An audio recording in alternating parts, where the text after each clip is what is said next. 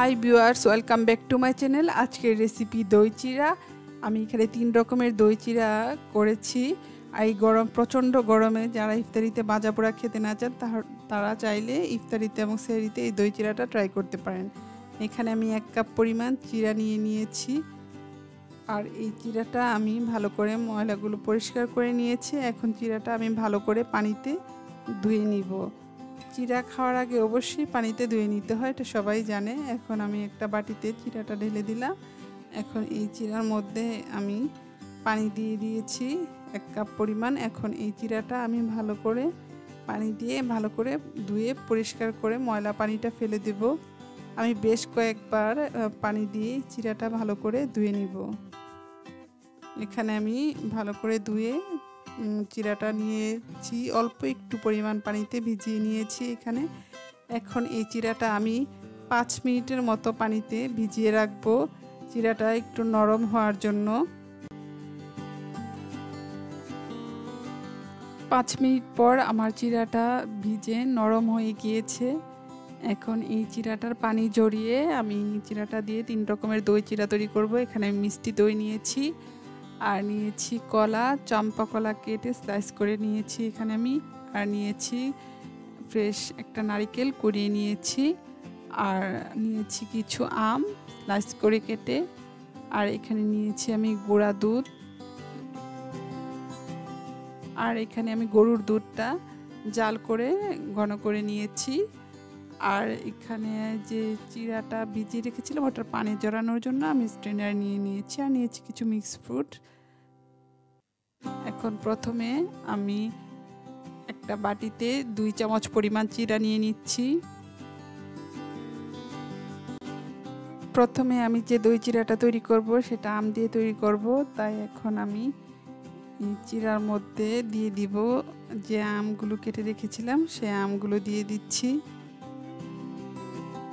এখন আমি এর মধ্যে দিয়ে দিব গুঁড়া দুধ। আর গুঁড়া দুধটা দেওয়ার কারণে কিন্তু চিরার টেস্টটা অনেক বেশি বেড়ে যাবে। গুঁড়া দুধ দিয়ে চিরা খেতে কিন্তু মজা অনেক বেশি। আর আপনারা চাইলে এর সাথে একটু লবণও অ্যাড করতে পারেন, যারা একটু লবণ খেতে পছন্দ করেন মিষ্টির সাথে। এখন আমি দিয়ে দিচ্ছি এর মধ্যে লিকুইড গরুর দুধটা। এখন আমি এর উপরে কিছু ড্রাই ফ্রুটস দিয়ে দিব, এটা একটু গার্নিশ করার জন্য। এর উপরে কিছু ড্রাই ফ্রুটস ছড়িয়ে দিচ্ছি।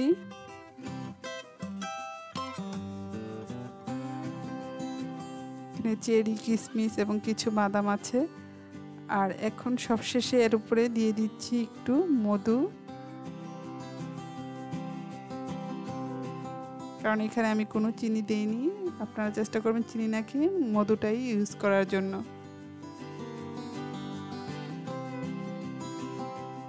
এখন আমি আরেকটা চিরা তৈরি করব। এখন এর মধ্যে আবারও সেম আগের মতো আমি বাটিতে চিরা নিয়ে নিচ্ছি। এখন আমি চিরাটা দিয়ে এর সাথে দিয়ে দিব যে কোরানো নারকেলটা রেখেছিলাম, সেখান থেকে কিছু কোরানো নারকেল দিয়ে দিব। আপনারা অবশ্যই ফ্রেশ নারকেলটা দিয়ে চিরাটা খাবেন, কারণ হচ্ছে ড্রাই নারকেলটা দিয়ে চিরা খেতে ভালো লাগবে না। এখন আমি এর উপরে কিছু নারকেল কোরানো দিয়ে দিলাম। এখন আমি এখানে যে চম্পা কলাটা স্লাইস করে কেটে রেখেছিলাম সেখান থেকে কিছু কলার স্লাইস দিয়ে দিচ্ছি। আর কলা দিয়ে চিরা খেতে কিন্তু এমনিতেই ভালো লাগে।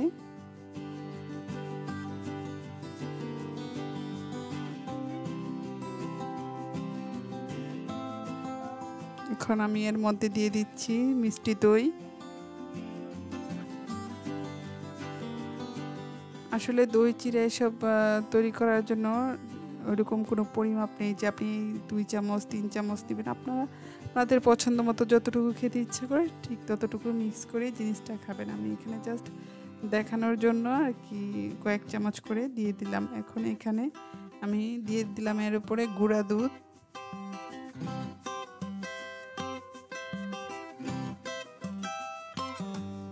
এখন আমি এর উপরে আবারও কিছু নারকেল কোরানো দিয়ে দিচ্ছি।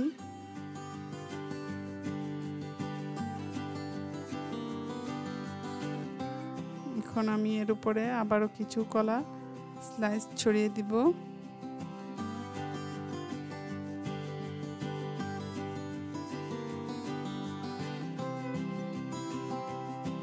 এখন আমি আরেকটু দই দিয়ে দিচ্ছি, আর সবশেষে এর উপরে কিছু ড্রাই ফ্রুটস দিয়ে দিলাম।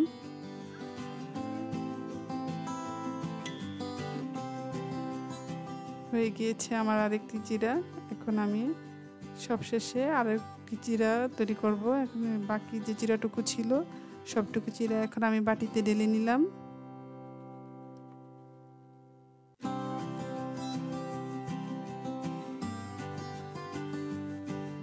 এখন আমি এর উপরে দিয়ে দিলাম গুঁড়া দুধ।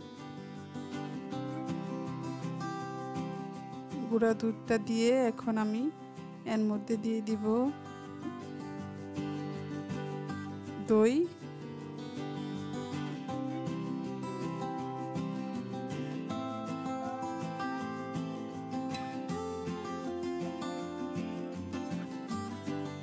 এখন আমি কোরানো নারিকেল, বাকি যেটুকু নারিকেল ছিল সেটুকু দিয়ে দিলাম।